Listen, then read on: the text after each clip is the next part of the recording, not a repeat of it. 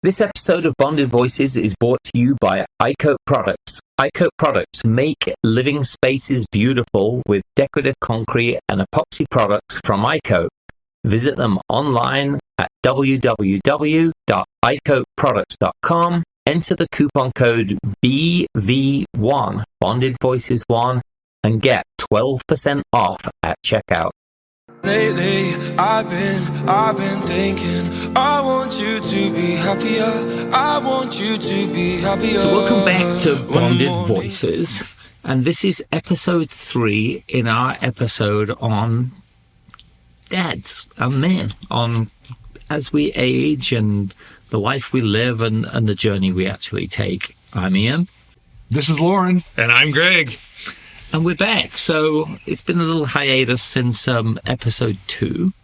And of course, there's always with life a lot going on. But we're actually back going to round off this series. If you remember the first 2 and you've listened to them, you know, we talk about how men form and men go from being boys to men, not the band, but they grow. And then the stupid things we do, the way we bond and the way we pair up with women and build families. And so this one, we're going to wrap up with how, as you get older, do you intentionally keep the things that gave you vitality and, you know, the guys to hang out with and the brotherhood as you age? Yeah, I think it's important that we, you know, as the friendship recession is going, you know, you have to actively try to keep going and doing things and meeting new people. And if you have a passion, to keep exploring it, keep driving into it, and you know, just trying to engage more people. Yeah, so the great friendship recession, to me, I think about how it's easy to, at the end of a long day, you're tired, you go home, maybe you cook a meal, hang out with a family, and you're like, man, I should have reached out and talked to Steve. I'll do it tomorrow. I'll get to it tomorrow. I'll put it on my list of things to do. Then maybe we spend some time on social media and we escape the rest of the day and maybe forget about reaching out to Steve. And I think it's just a matter of being more focused on what we need to do and understanding that for some, their gravestone might say something about social media, but I sure don't want that on mine. Oh, agreed. If you have anything on your gravestone, I think most people would want a good father, a good husband, a good friend. Mm-hmm. Mm-hmm. Yeah, definitely. So, Greg, do you have any passions that you do on the side that we don't know about, or maybe we do know about? Well, I do. Identifying rare drill bit attachments. Ian and I were sharing a story recently of tools and amassing tools. And I'd shared that there was a gentleman around the corner having a garage sale and looking through all of this wide array of tools. And he said, if you can tell me what that tool's for, you can have it. And I told him what it was for, and he's like, wow. You got exactly right. I didn't think that you would know that, and he gave it to me. Dang it, he said. And so I think that's a really good point, though, and I'm not sure that was your intention on that, Ian, but I saw the garage sale. It's a neighbor that I'd never talked with. And so pulled over, walked up, started having a conversation with him. He's actually retired now, selling the house because he's going to move to sit on a lake somewhere in Missouri. Oh, nice. One of Loren's favorite places in the whole wide world. But having that conversation and just opening up dialogue with him was fascinating. I learned more about his story and his experience. And so in summary, that's how I'm not going to share any more secrets about myself. So shows up in a podcast. You mentioned something really important there, which is that keeping a eye out for signals people are sending that they're looking for engagement. Absolutely. Right? Some people are not as overt enough to actually reach out, which is what we're going to encourage you all out there to do as a first step. If you're listening to this and you don't have a lot of friends, the first step is you have to ask. A buddy of mine used to always say when it was like, how do you meet a real good woman? He's like, well, first you got to ask. Right? You can't just wait for them to come to you. It's like you've got to take a bit of rejection, take a no, but you've got to put yourself out there, right? So you've got to reach out and ask. But there are people who just put out signals, and they'll stop you in the street, or you'll see them every now and again in a certain place, and you think, that person, for some reason, I've got to say hello to this person. Yeah, and I think the flip side of that is you need to walk around with your phone in your pocket. Because if you're staring at your phone when Correct. you're standing in line at the grocery store, you're sending out signals that you don't want to connect. So Very be true. cautious of what message you're portraying, what your body language says about you, and whether or not you're making yourself available. No, that's a great point. And it's also, I think a lot of people have fear of doing that they're hiding because they will say, I don't really need any more friends, or I don't want to meet anyone else. I don't know anybody who doesn't need more friends. Yeah, that of the list of problems, I've not heard I have too many friends on that Ever. list. Right. Right. Ever. Yeah. Now, I've heard that people can't get to all of their friends and spend time with all their friends. What a great problem to have. Sure. Right. Some people have no friends. Maybe some people have 5. And if you can have more than 5, I count that as a blessing. That's phenomenal. Yeah. Oh, absolutely. So let's talk about reaching out and ways we can actually, go about reaching out as a guy, as we get older, to find other groups of men who you can commune with. So I'll give us a story to kick us off. So we're at a gathering, I'll call it a party. It's a gathering a couple of months ago, and the trash was full. It's my character. I'm like, let me take the trash out for you. So I get a trash bag. But another guy does it as well. And we got talking out at the trash can. And a week later, I'm at a book club of his and meeting new people, some really, really interesting things. And one guy was a very high up executive of Caterpillar, who I got to meet there. And another guy was a military guy. Another guy was an Army Reserve. And just saw beautiful people. But if I would never have taken the time to actually engage and actually, I could have easily put the trash in and gone, hey, go and come back inside. But you get such rich experiences by actually reaching out. So if someone's nervous about this or is shy or not an extrovert, how would you go about, say, I want to reach out to people, but I don't know how to do it? What would be a good... Okay, well, let's play this game. So what are some interests that you have, Loren? Well, Let's just play some hypotheticals. okay, But so I go let's just walk through hiking, this. I Okay. do jiu-jitsu. Those are my 2 top Okay. things right now. So if you were looking to make more friends, would you make a point of, you know what, I'm going to show up 15 minutes early? Specifically to jiu-jitsu. Might be a little weird if you're hanging out on the hiking trail at the trailhead. Some people might think that's a little weird, but Waiting for someone. I'm waiting for someone. yeah. Well, a prime example, I was at a tournament this last weekend coaching a kid. Not a kid, he's 28, but A kid to you. Relative. he's a kid. And so it was fun because I haven't been to a jiu-jitsu tournament in maybe 10, 15 years. And how many people I actually knew. So I was bumping into people I hadn't seen in 10 years, gotten into a lot of different conversations and, catching up. And it was a great experience. Makes me want to do it again, but it's, going out there. And if I see someone that I knew, I'd walk over and say, hey, it's been a long time, Sure. and just reach out to them.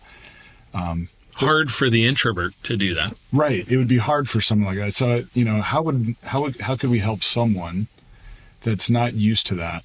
Well, I think in all cases, if you are a bit of an introvert, and I don't think anyone who hasn't got other problems is a complete and utter introvert, because they wouldn't even be out in public if they were that. You've got to take that bold step, and you may get a cold shoulder, but it may be that you get a cold shoulder that day, and then the next week that person opens up in conversation, because you don't know whenever you're talking to someone what that person's going through. Very true. And I think it goes back to the same thing with dating when, you meet a girl and you go up and she's like, go drop dead or whatever, kind as women are to us, right? But you don't know what she's going through, right? I think they're kinder to us than their own kind. Yeah, right. She could have just been like, she could have actually just been dropped by her boyfriend and hating on men at that point in time. Very true. So that could be the case. But I think the same thing, and I'll give you one of the things I was thinking about was at baseball. So standing there at baseball last year, summer baseball in the heat, and I saw this guy there one week and I saw him the next week, and I just decided to go, hey, is your kid on the team? And he said, no, I'm just a weirdo watching summer baseball at 110 degrees, Right. Yeah. And I said, hi, Loren. Yeah, it's good. Yeah. But he became a guy who, for a season, I've got his number somewhere. I haven't reached out to him this year because I know his kid's on a different team. But for that season, we used to get together in several games. We never watched a pitch. Sure. We just chatted the whole time. Mm-hmm. Well, if I can go back just a moment to your statement, Loren, of if someone's an introvert, I think all people migrate in between introvert and extrovert. Correct. I think that it's very rare for someone to be very much on one side versus the other. I think it's in and out. It could be someone's attitude. It could be, I just got in a fight with my wife, so I don't want to talk to anybody when I go to the store. I'm going to be on my phone. I'm not going to be paying attention to anything because, darn it, they moved wherever the cheese is in the store. Not Jesus, the cheese is. So, but I think, striking up those conversations is really the key, specifically when you see someone that you've seen multiple times. And I have found that I have to get uncomfortable to be comfortable. That's a great saying.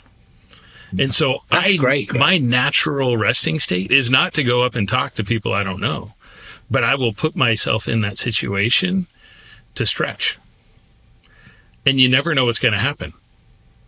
For example, the three of us sitting at this table. Yeah, no, absolutely. Right. Yeah, I mean, think about it. It was we were seeing each other at Little League games every week after week, year after year. But it took, 10 years for us to actually become... Well, it took your bold invitation at New Year's Eve, right? Yeah. About, hey, should we go to coffee next week? And I said, no, I'm married. But that was the bold invitation. You've got to start somewhere, right? Yeah. Good point. Yeah. It's that uncomfortable... Somebody's got to make the first step, the first try.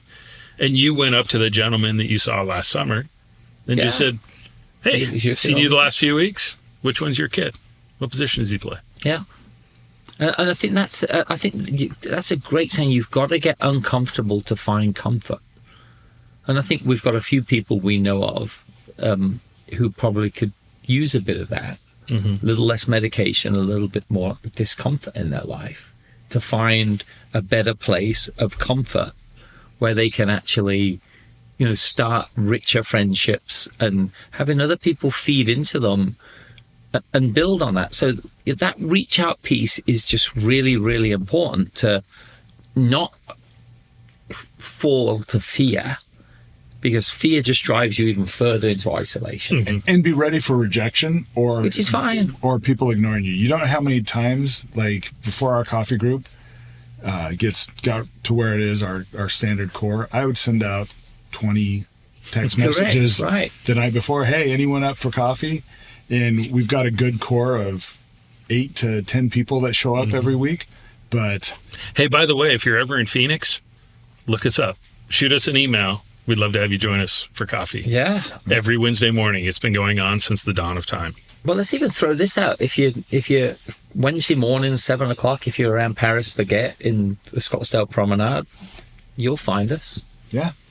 There's always a chair. Pull it up. Yeah. There's always a chair for sure.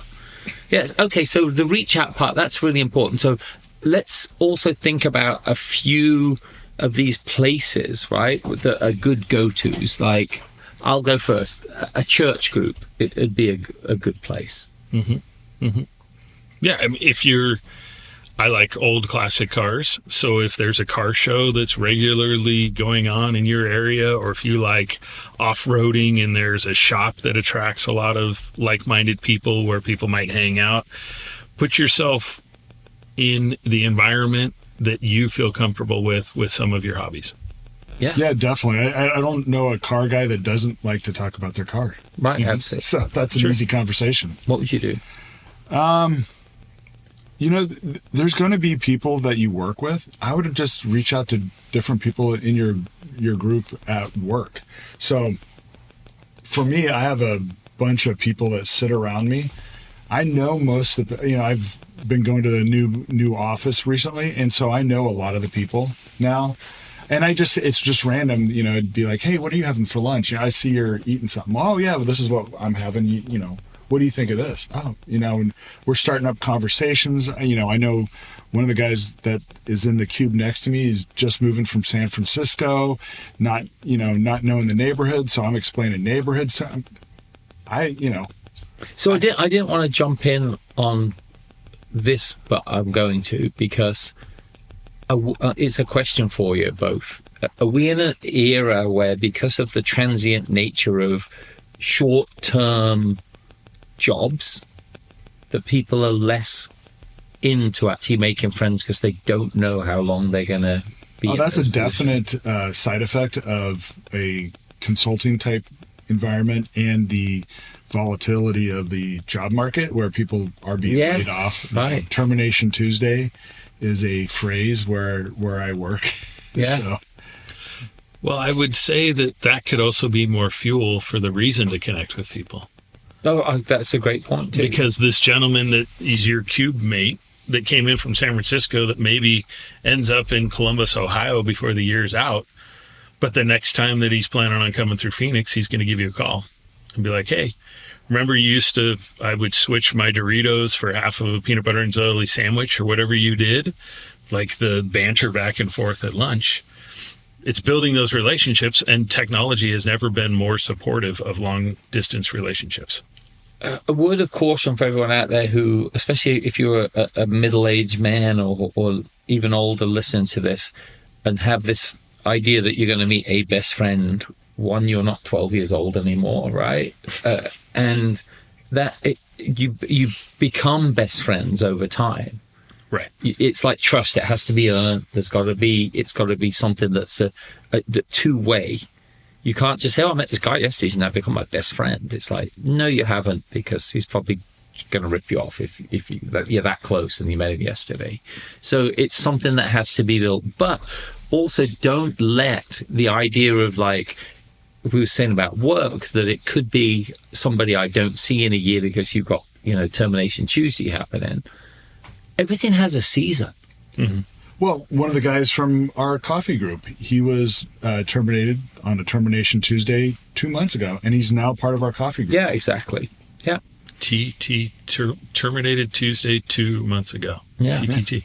So I will throw in their book clubs as another place people could go. There's a lot. Like, you go on places like Meetup or Nextdoor, or there's a lot of online apps, Facebook, right?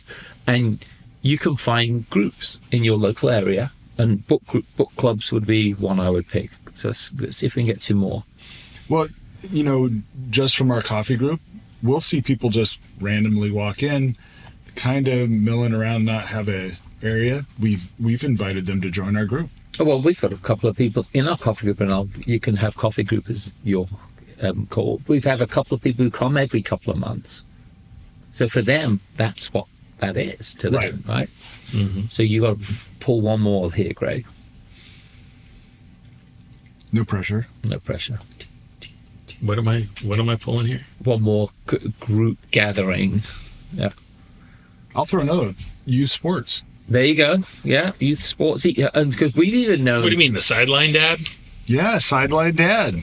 The dad with his hands on the fence behind the, yelling and screaming. Yeah. Yeah. Those are their best friends. Run fast, Johnny. Yeah. Swing okay, the bat. cool. Oh, that's what I'm supposed to do while I'm up here.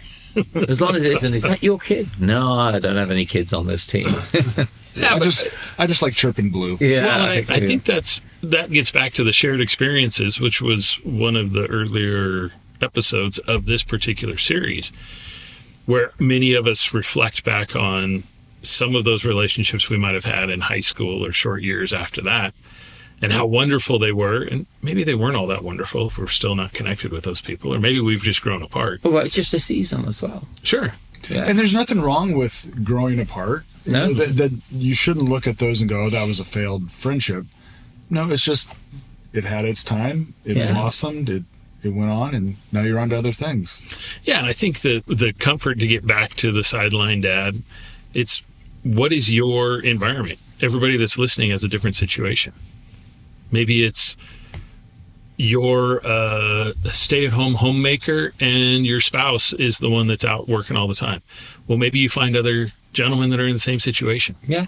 And I think all these we're mentioning for everyone listening, which is you're finding what's called an anchor. You're finding something that keeps you in this turbulent, fluid world that we live in. You're now all of a sudden anchored to a coffee group or a book club or a car club or whatever that is, right? And you're going to be the newbie in there. People are going to be getting to know you. You're going to be forming friendships. You're going to be finding your own place in there. And, probably over time you'll become more engaged and more valuable to that actual place. And let's talk about finding rhythm in these things, is because there's one thing to have a coffee group, but if you turn up on Wednesday morning and there's no one there, and you turn up a second time and there's no one there, you're probably not coming back a third time. No, I think, well, and if you yourself only show up once every 6 months, don't expect everyone to remember who you are. And it's the group that you align with needs to be somewhat regular and dependable. Hopefully they are, but you yourself have to be dependable. Yeah, and I think it goes for like a church group. If you're in a real men's group, or you're in just a Bible study, that consistency is really important. Because if you don't have that with it, you can't expect people to start bonding with you and have that potential to build friendships. If you don't, now, I'm in a Bible study where there's a couple of guys in there I'd love to have a deeper friendship with. So this is interesting, we're having this conversation, because one of them I find fascinating to talk to, and I'd love to ask him, hey, can we just go and grab lunch one day? I'd just love to dive deeper on this subject or whatever. Whether that ends up in a deeper friendship, because I consider us right now acquaintances through the Bible study, but I could see us being friends. But totally willing to do it and be like, yeah, I just don't have that much time on my hands. Or whether that's it's not you, it's me situation, like, I don't mind, because you're never going to get 100% ever. Well, and if we go back to earlier part of this particular podcast, maybe that individual is uncomfortable getting out of his shell and saying, man, I really like that Ian guy. I jive with what he's talking about. I'd be interested in having a cup of coffee with him. Yeah. Because it may just be that you have a coffee friendship. It doesn't have to be something much deeper than that. But if you have to go camping together every weekend. Right. If you know you've got someone who you can go and chat with for an hour every week, like for some people that's an hour more than what they've done in months and not years. Yes, absolutely. Because we talked in many of our episodes about these shallow conversations that people have. And to really get to that stage, you are happier, healthier, and wiser through conversations, which is our show's motto. You've got to have that plug. That was good. Yeah. You've actually got to have conversations, because you're not going to get that. And you'll have some conversations where you'll come home wiser, others you'll come home happier, and sometimes you'll come home healthier through it as well. Not because they've given you the right meds, but just because it's fed into your soul. Well, and there's also, to your point, if you are spending time around like-minded individuals, oftentimes self-improvement comes up in that discussion. Yep. At least at our age group, it does. With our kids' ages, maybe a little bit different, and it's going on a bender on a Friday night. But it's, to your point, it's healthier because, oh yeah, I've decided that if I do this exercise and I cut this food out, oh my gosh, I feel great. Geez, maybe I should do what Ian's doing. Yeah, you get that advice. Now, I would advise as well for everyone listening as well, when you're forming groups or if you're in a group, if your group is cliquey, then you're making a huge mistake with it. Yeah, definitely. I know in our coffee group, it's hard to, when there's multiple conversations going, it's hard to be a part of everyone. But for me, I try to engage with everyone that's there. The table we're at, when we're sitting, sometimes it's not conducive. Well, when there's 15 people, you can't all be right. You know, which is fine. Right. You know, if you've got these different conversations going on, whatever they are, that's the beauty of it. You never know the conversation that's going to happen. And you might hear tidbits from another conversation and then reach out to one of those people Correct. And be like, hey, you hit on something today and I wanted to jump in. What were you guys talking about? That's a good point. Another opportunity for connection. No, a huge opportunity, you know. So it is about creating that rhythm, that consistency within there. If you're part of a car club, you know, if you're not there every week, you're probably going to miss things that they're going over, and then you're the guy who they have to explain everything to another time. Or you may not be, actually, they may be counting on you to be something that helps build it and adds your expertise and things like that in there. I'm sure, Loren, with you mentoring jiu-jitsu people, that again, if you didn't turn up, you've got a huge piece of that growth missing. Right. I spend a lot of time just talking with people while I'm, you know, instructing. Beating them up? Yeah, Right, I'm choking sorry. them out. When I'm rolling around, I like, oh, Bringing them close to death. How's your weekend? This is how you do. This is how you apply this. This is why it matters. This type of thing. No, but it is important. It's something that I think there's a lot of people out there who make too many excuses of why they can't do this. They've got, oh, I'm an introvert. I'm a little scared. I don't know what I would say to them. Like, I'm not 10 anymore. I'm not 16 anymore. And you've got to look back on your earlier life.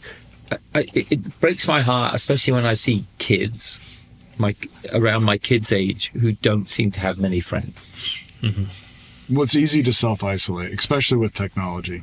Right, but they do that, right, as a shield because they don't have other friends, but they're setting themselves up for a real hell of a life, and I mean a hell of a life, by not having people they can talk to, because the imaginary friends that they form online. I was actually listening to a Tucker Carlson podcast where there was a priest talking on there about the danger of what we're getting into now, where you've got people who don't have any real friends. They're all like, oh yeah, I know this guy on Facebook and this guy I talk to on like Telegram and another guy on Discord, and it's like, wow, you don't have any real friends, and that's crushing. So is it possible that is a learned experience for those kids? Is it because the adults that are in their lives are so isolated as well? Well, we are an example for our kids. So if I just sit in my office at home and just head down in the computer all day, that's that's what Dad does. That's what I have to do. Sure. So just like as they see us as dads on the side of the Little League field talking, they're like, oh, that's what they do. Right. They know when Dad's at a Little League game, they got another half hour because Dad's wrapping up conversations with 3 other guys to figure out what's, we're solving the world's problems. But, my kids know that I'm a talker. So let's be honest, you just, again, another piece of brilliance, which is, and this is the wisdom, listeners, that you'll get through this. And we're not genius people, but that's super wise what you just said. Because in times in your life when you want a change in your family, it starts with you. Mm-hmm. Yes. And the change is always uncomfortable, whether it's like, oh, I don't eat this anymore, or I've started running every day. It's like, or Dad's got people over for a Bible study, or hey, he's got just a bunch of guys out the back and they're smoking cigars and they're talking about life stuff. right? At first, it's weird because you're used to a different something. Mm-hmm. Well, definitely, like bringing my youngest son to coffee. He's gets there and he's engaging with people. He's talking to everyone just like he was. Like, he doesn't see it as an age barrier. He'll engage with everybody there and talk to anybody about anything. So he understands what I do about coffee, our coffee group. And I'll invite him and he'll like, okay, I'll get up early and go do that. Mm-hmm. And I think it's, to some extent, the responsibility of our generation. Get out there, make some relationships, and show your family how it's done. Lead by example. Yeah. So, guys, as we wrap up the friendship recession, I think there's a lot of great wisdom in what we've just said within this episode and some great advice. If you're a listener out there and you do struggle, write to us for some advice on your situation and maybe we can point you in some right directions.